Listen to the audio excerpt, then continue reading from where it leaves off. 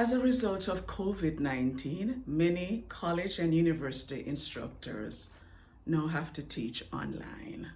Mind you, online teaching is not new because many of us remember when we used to do correspondence courses, right?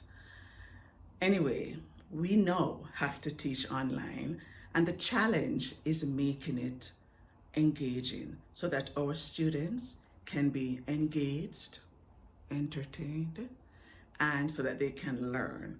And let's face it, entertainment is a huge part of learning these days, especially if you have millennials, right? So in today's video, I am going to be sharing with you 4 of what I consider the best practices for online learning. Hello everyone, I'm Tanya. I'm a college instructor and I've been teaching for the last 31 years.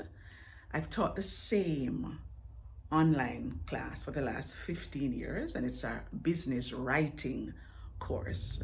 But last semester, post-COVID, was the first I had to teach an online class, and I had to incorporate synchronous and asynchronous activities. So what I want to share today will be what I came away with and some lessons I learned.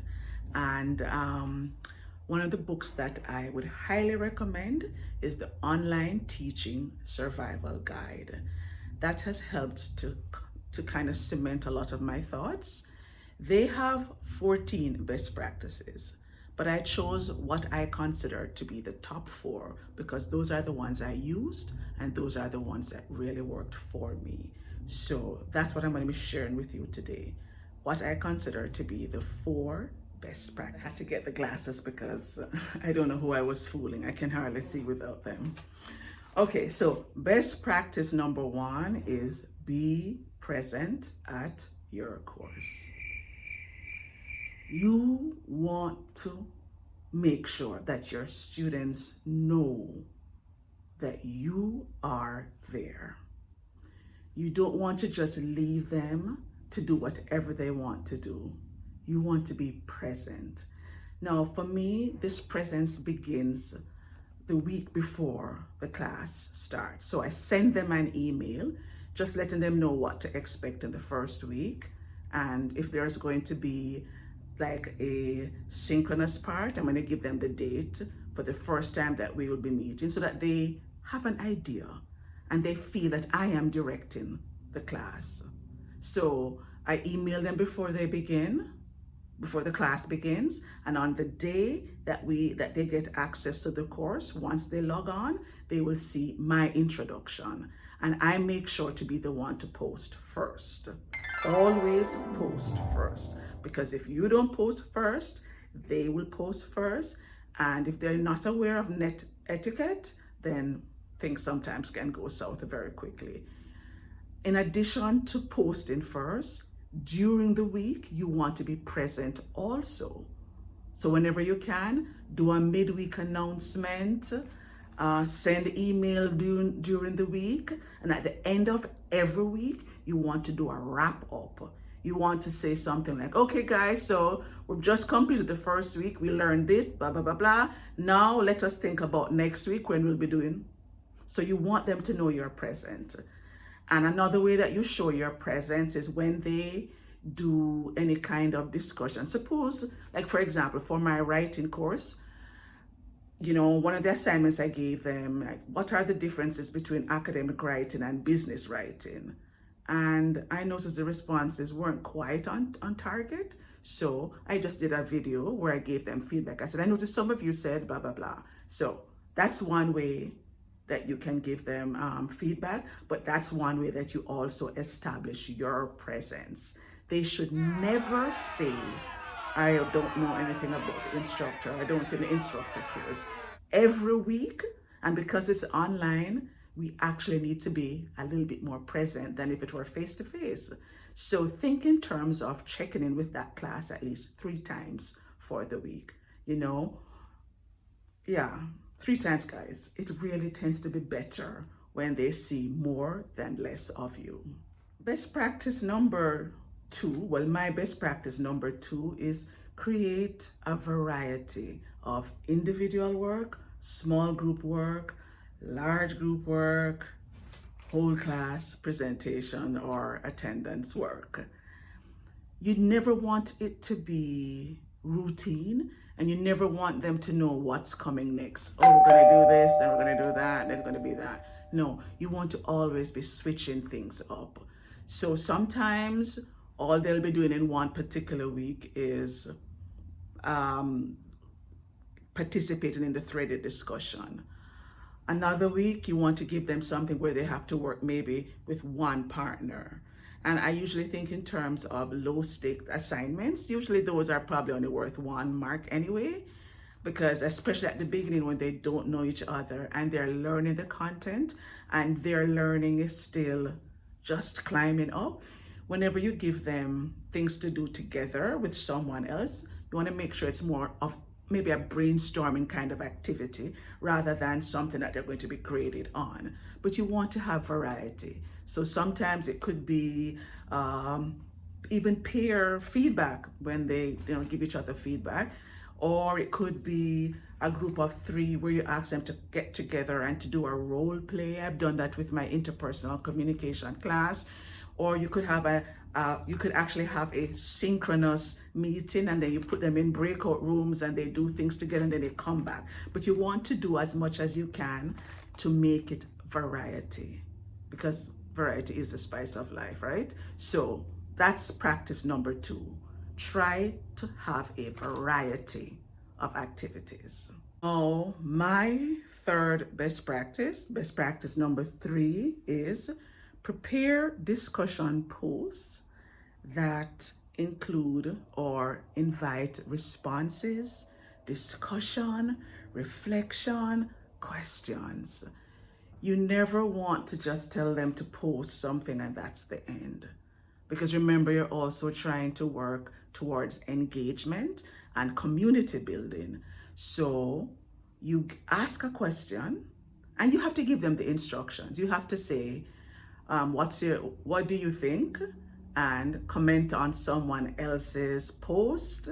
And when you make the comment, you can model it. You say, let them know what worked for you, what resonated with you, and look for something that you think you need clarity on and ask an open-ended question. So you want to explain to them the difference between the closed-ended questions, which are just yes and no, and the open-ended questions. And you're going to invite and encourage them to do open-ended questions. So it's very important that they realize that they're not just posting because they're trying to get rid of an assignment. And you also want to put due dates on these assignments, meaning even when it's a discussion link, they know that they have the week, and each week it's a different question. But I will say to them, post your response by Wednesday, give feedback to 2 other classmates, and ask them questions by Thursday, look back to see what they said and respond to the question by Friday, and then by Saturday, I will look at it and I make my comments also, and then I do the wrap up for the week. If you don't do that, then students are just going to be trying to get their answer in like the minute before the link closes. And you may find that the first time you will close that link and many won't have done the work. But it's always a good lesson because they realize, oh, she's serious. I have to get my answers in by Tuesday, then I have to respond to a classmate by Thursday. And when they're not doing it, especially in the first week, send them an email. But they need to realize that this is the heart of the online learning. So you want to ensure that you create deep enough questions that will call for reflection, for question, and for great interaction. So that, for me, is best practice number 3. Use your discussion board or forum to ask questions and to ensure that you get your students to really be involved in the learning process. So the fourth learning practice is to use asynchronous and synchronous activities. Now, especially because of COVID, there's a lot more isolation, you know, and more people are feeling more alone than they were feeling before. So you don't want to create an environment that, you know, helps to reinforce that loneliness and that isolation. So as much as you can, you want to include synchronous and asynchronous activities. And when it's a synchronous activity, you want to be sure that you're not the only one talking.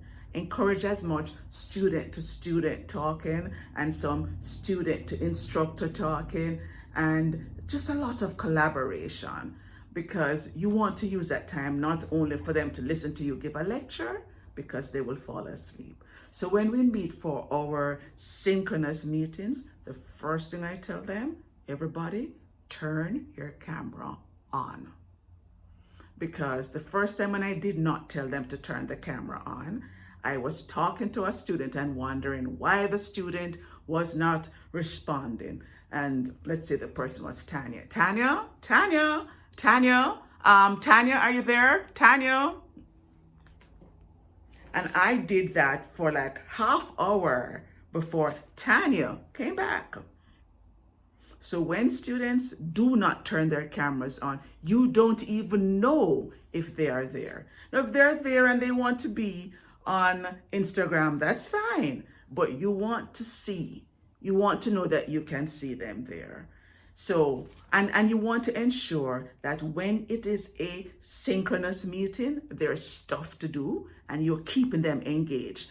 You know, go into breakout rooms, discuss this with a partner, come back and then tell us what you came up with. Share your screen with us. Let us see what you've done. Do your oral presentation, or you talk and I will give you feedback. But you want to make sure that as much as you can, there's activity going on and there's interaction. And when it's synchronous, you can, you know, when it's synchronous, you see them and they get a feel and they feel that you are there and they feel, and it feels like, it feels more real to them. But we don't want to replicate the coming to class and just listening to the instructor talk, blah, blah, blah. And when it is asynchronous, as much as you can also, you want to make sure that the collaboration is still going on. So I would say, guys, that you know your learning outcomes for the course.